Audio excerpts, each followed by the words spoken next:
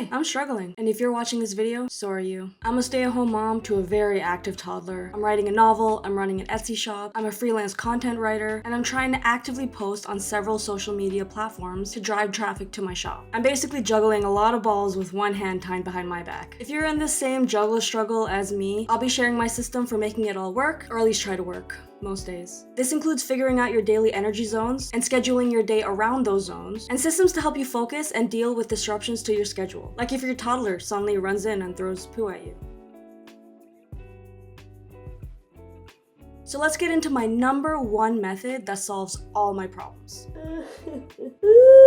Just kidding, mostly. A lot of you on Threads told me that you wanted to see a video like this. You watching this video means you want to be more proactive in your mental and personal fulfillment. And I'm here to tell you actual strategies that help me manage the chaos, even just a little bit. I've also created a free personal time management template for you to download, listed in the description below. But watch the full video so you know how to use it. Let me just preface this by saying that, like most people, I'm not officially diagnosed with inattentive ADHD, but I do have like 99% of the traits aligned with it. But whether you're diagnosed or just relate to these struggles in some way, hopefully these methods improve your daily routines. I'll also note that this whole video is based on me being a stay-at-home mom and working my own hours. If you have a 9-to-5 job or your work has more rigid times, you can still incorporate the logic of these methods, but you might want to adapt them to suit your schedule better. So let's go over some internal challenges that I typically face in my day-to-day life, and you might also be facing it too. Time blindness. It's hard for me to accurately perceive how long a task will take or how much time has passed while doing something. Oftentimes it feels like 20 minutes have passed when it's really been an hour, or vice versa. Low motivation phases. I often feel lazy to do anything. Sometimes I get decision paralysis where I want to do all these things, something, anything, and I just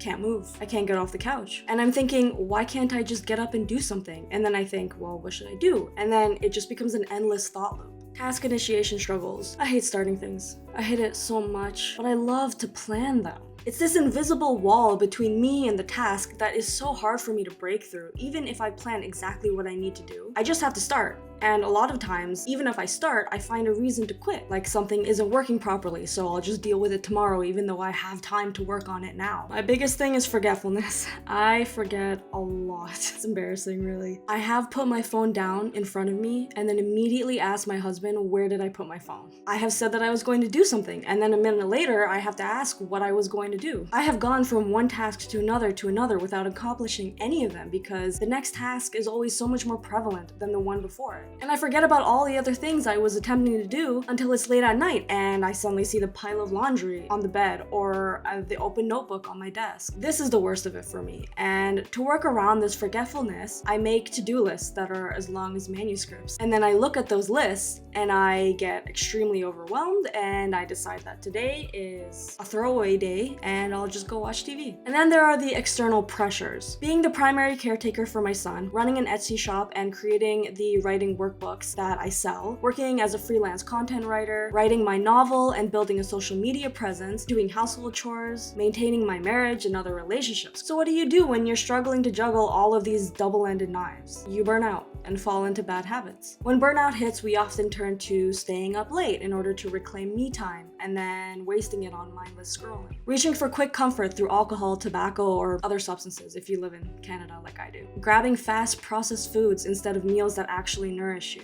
Isolating ourselves when we need connection the most. And abandoning creative projects and personal goals because it gets too hard, too much, too fast. And this is the perfect time for parent guilt to settle in. There's this pervasive belief that we should be able to do it all perfectly all the time. We entrench ourselves in guilt and other similar negative mindsets that put too much pressure on us. But we accept the overwhelming burden because we think we can take it because that's just who we are now. That's just life. And then at the same time, we feel guilty when we're working and not with our child. We're with our child, but slacking on work. We take time for ourselves. We don't take time for ourselves and burn out, which hinders all our other responsibilities. And then we blame ourselves for burning out. Combine all of that with ADHD tendencies and, well, what's the point of even trying? I have wanted to kill myself 100 times, but somehow I am still in love with life. This ridiculous weakness is perhaps one of our more stupid melancholy propensities, for is there anything more stupid than to be eager to go on carrying a burden which one would gladly throw away, to loathe one's very being and yet hold to it fast, to fondle the snake that devours us until it has eaten our hearts away. Voltaire's Candide is a satire on the redundancy of abstract philosophy. with the core message being stop wasting your life wondering why life is hard and get to work, whether it's for work's sake or work to make your life better than it is now. Because if we just sulk around wondering why our societal systems work against us as neurodivergents and stay-at-home parents, that's all we'll ever do. So what we need to do is get to work. Let me be clear, if you didn't feel overwhelmed by all of this, I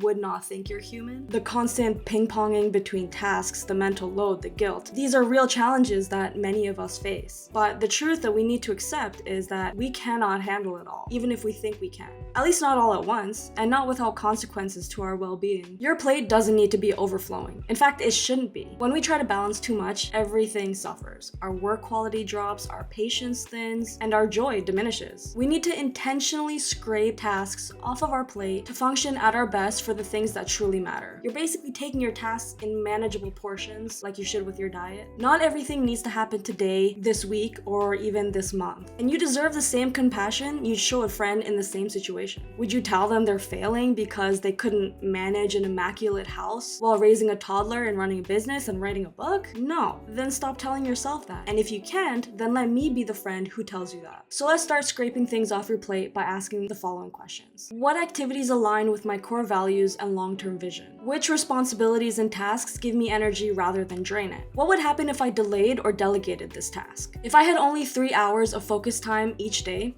what would I prioritize? Which activities serve multiple purposes, like a walk with your child that's both bonding and exercise? And lastly, what am I doing purely out of obligation or fear of judgment? The goal here when you're asking these questions, and other ones if they come to mind, is to separate what you need to do every day, such as running your business, writing your book, caring for your toddler, from what you should do but don't need to do every day, like household chores or exercise. And then from what you want to do but aren't actual responsibilities, such as hobbies or relaxing activities like reading, gaming, things like that. Now that you've categorized them, let's talk energy. One thing that really helps me figure out my day is by dumping it all down in a task list and then time blocking it. You probably know, but time blocking is a popular method used to structure your day by allocating tasks to certain hours, and it can be really helpful for those with ADHD. For example, you schedule your wake up and breakfast time between 7 to 8. Then you schedule your meetings and appointments, and then you schedule tasks around those meetings and appointments. In this case, I do a similar time blocking method, except I schedule my tasks based on my energy levels. I've noticed that most mornings I have high mental energy and low physical energy. In the evenings, I have high physical energy and low mental energy. After lunchtime, once I've put my son to nap, that's the golden period where I can do my most critical tasks. So when I schedule my day, I do so based on my energy levels during each time block rather than forcing myself to do mentally demanding work when my brain is foggy. And also taking into account potential fluctuations like if I get that post-lunch slump. So what do I mean by time blocks? These are chunks of time during the day that I categorize as early morning, afternoon, evening, and night. I'll go over each block using my schedule as an example.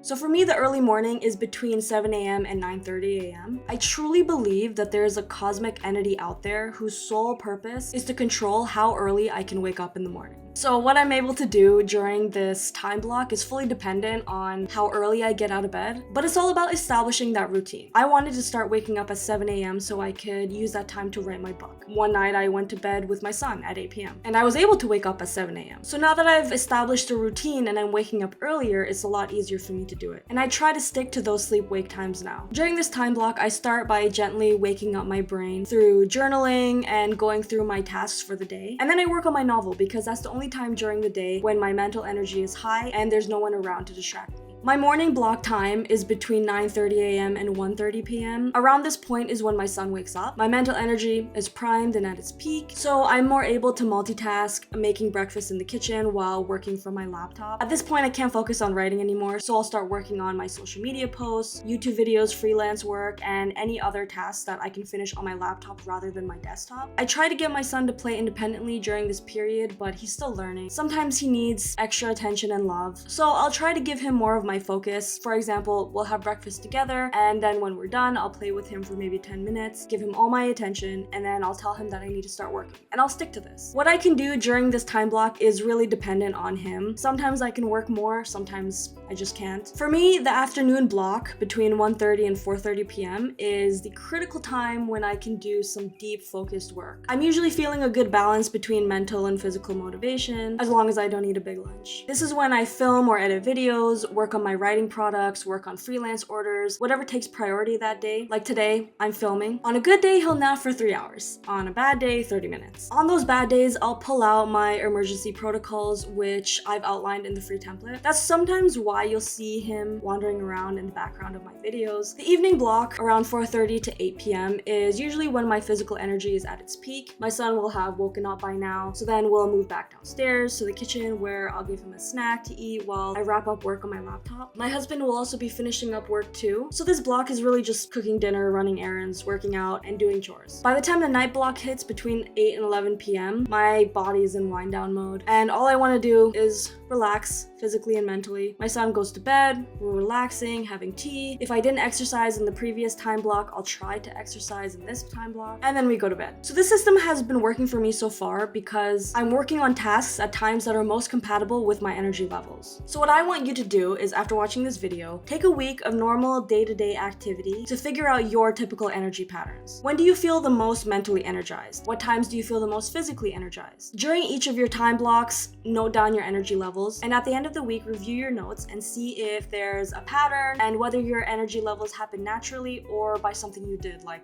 eat a big lunch. And then for each time block, add in your daily hard blocks. Hard blocks being specific times in the day that you have to schedule around, like appointments, meetings, nap times, etc. Think about that and then write it down. You can do so in the free time management template that I made for this video, which you can download in the link in the description, or just write it on a blank piece of paper. Now let's talk about how I get things done in my short windows of spare time when I'm also dealing with forgetfulness, low motivation, time blindness, task initiation struggles, all that fun stuff. 1, I physically write down my schedule for the day the night before. This helps wire it into my brain. 2, I have a physical display of my schedule on a Kanban style corkboard with post-it notes of the tasks that I want to do during each time block. And then I move finished tasks to the completed section because it feels like a reward to me when I can physically check something off. I also use Notion to keep track of my schedule digitally. This isn't sponsored. There are tons of YouTubers posting free functional templates that you can download if you use Notion. All my Notion pages are just templates that I modified to suit me better. I've made a list of some things you can try that might help you as well. Some of these things don't really work for me, some of these things do, but everybody is different, so I wanted to include everything. Establish an external brain system, so physical planners, wall calendars, or other visible reminders like sticky notes. Modify your environment through noise-canceling headphones or setting up a specific workspace where you can fully focus. Doing body-based focus tricks, so getting a standing desk, using fidget tools, taking quick movement breaks to stretch and release any tension. This one is pretty critical for me. It's reframing your task so that it seems more plausible, which means breaking down your projects into tiny steps, even if it's turn on your computer. The act of checking it off is a reward for your brain that helps stimulate your motivation. Have an accountability partner, whether it's a friend, family member, a spouse, even if it's your dog. Just have someone that you can share your goals with and can check in with you. Except for your dog, obviously, because they can't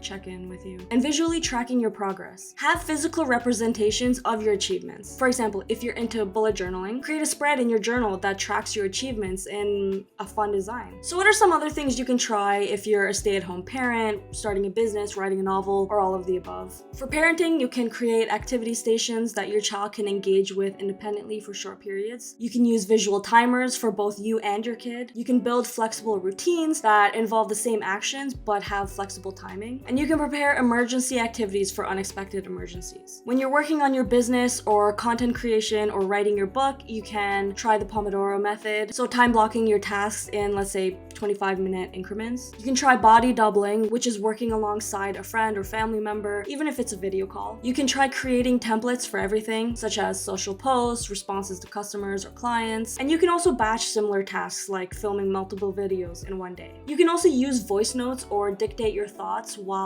you're busy with other tasks. And you can also write in sprints. This one is pretty key for me. Even if it's literally 3 minutes of writing, even if it's just one sentence, write in the little pockets of spare time when you're on the bus, riding passenger in a car, waiting in line somewhere, waiting for your food to heat in the microwave, those pockets of time. They're the most valuable moments that you can steal when you're a busy working toddler parent. For household management, you can implement the touch it once rule. This one is pretty important for me as well with my forgetfulness. Wash your plate plate immediately instead of leaving it in the sink. You can also create a 5, 10, or 15-minute daily reset routine that you do before you get ready for bed, no matter how tired you are. Just for the major messes like cleaning the kitchen or putting away toys and stuff, yesterday's mess should stay in yesterday, not come along for tomorrow. It'll kill you in the moment, but you'll feel infinitely better in the morning when you don't have to wash a dish in order to make breakfast or coffee. If you're living with someone who can help, delegate some chores to them, and don't try to fix it if they don't do it exactly how you would do it. If you can't, try to see if you can eliminate tasks or decrease how often you do them, which kind of segues into my next point, which is to lower your standards.